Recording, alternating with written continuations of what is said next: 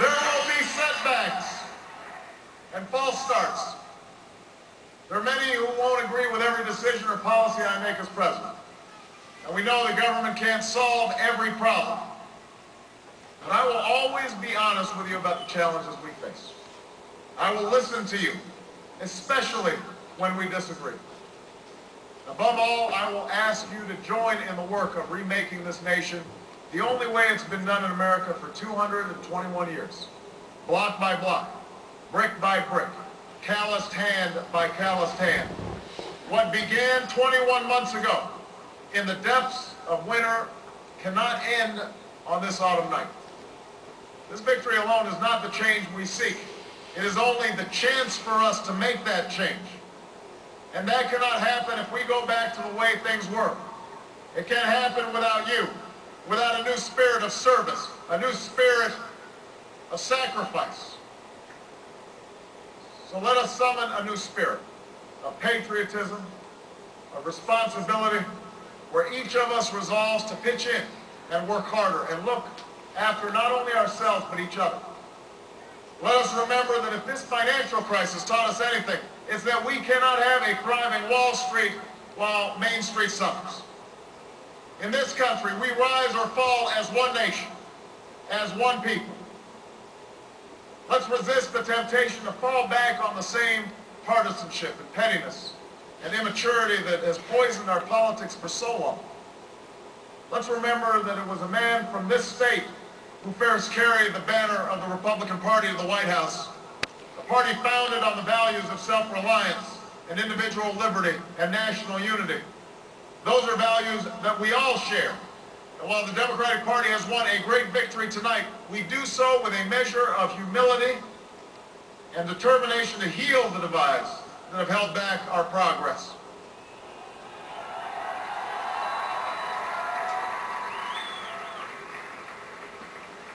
As Lincoln said to a nation far more divided than ours, we are not enemies, but friends. Though passion may have strained, it must not break our bonds of affection. To those Americans whose support I have yet to earn, I may not have won your vote tonight, but I hear your voices. I need your help, and I will be your president too.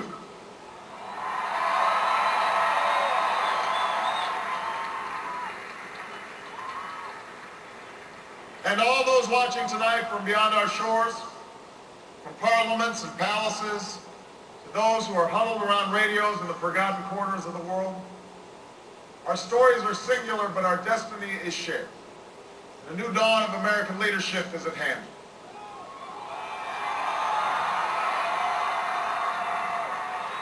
To those who would tear the world down, we will defeat you.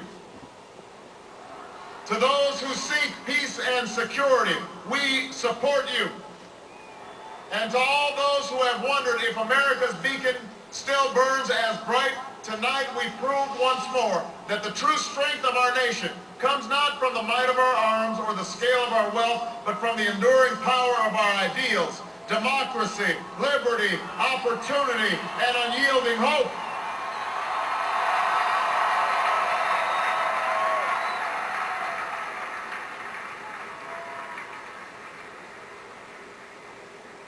That's the true genius of America, that America can change. Our union can be perfected. What we've already achieved gives us hope for what we can and must achieve tomorrow. This election had many firsts and many stories that will be told for generations, but one that's on my mind tonight is about a woman who cast her ballot in Atlanta. She is a lot like the millions of others who stood in line to make their voice heard in this election, except for one thing. Ann Nixon Cooper is 106 years old.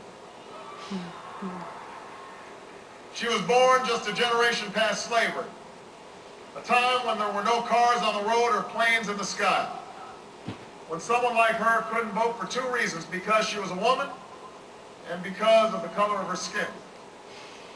And tonight, I think about all that she's seen throughout her century in America.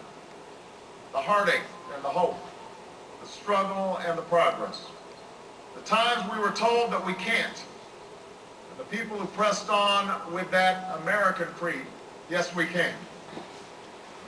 At a time when women's voices were silenced and their hopes dismissed, she lived to see them stand up and speak out and reach for the ballot.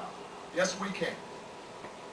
When there was despair in the Dust Bowl and depression across the land, she saw a nation conquer fear itself with a new deal, new jobs, a new sense of common purpose. Yes, we can. When the bombs fell on our harbor and tyranny threatened the world, she was there to witness a generation rise to greatness and a democracy was saved. Yes, we can. She was there for the buses in Montgomery, the hoses in Birmingham, a bridge in Selma, and a preacher from Atlanta who told the people that we shall overcome. Yes, we can. A man touched down on the moon. A wall came down in Berlin. A world was connected by our own science and imagination. And this year, in this election, she touched her finger to a string and cast her vote. Because after 106 years in America, through the best of times and the darkest of hours, she knows how America can change. Yes, we can. America, we have come so far. We have seen so much, but there's so much more to do. So tonight, let us ask ourselves, if our children should live to see the next century, if my daughters should be so lucky to live as long as Ann Nixon Cooper, what change will they see? What progress will we have made? This is our chance to answer that call. This is our moment.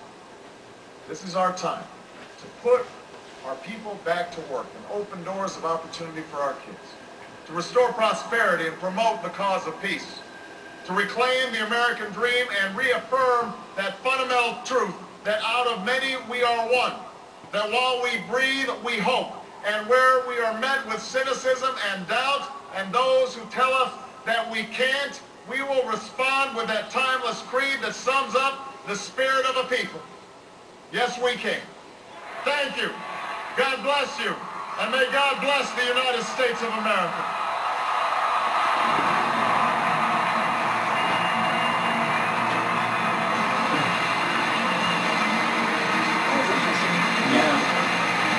I didn't expect that totally. Very appeasing. And very honest. Sonia, what are you doing with the camera? You sat there for I'm 20 paralyzed. minutes. Which hand? I don't feel my hand anymore.